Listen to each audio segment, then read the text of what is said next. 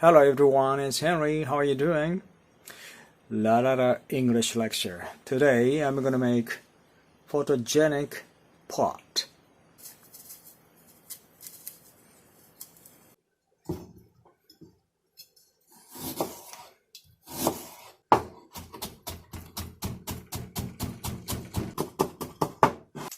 And cabbage.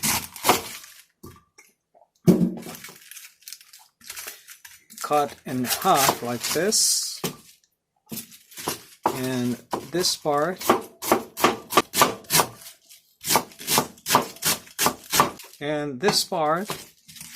you don't really have to cut it very thinly. First, ginger. Next, cabbage.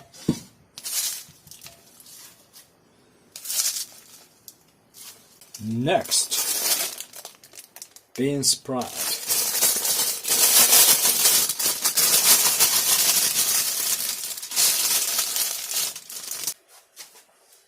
And you cover the mountain with the thin sliced fatty pork. Like this. Ta-da! Ta-da! Maybe this one here. All right. I just put the Japanese sake, hakutsuru, on top. Turn on the stove and heat it up.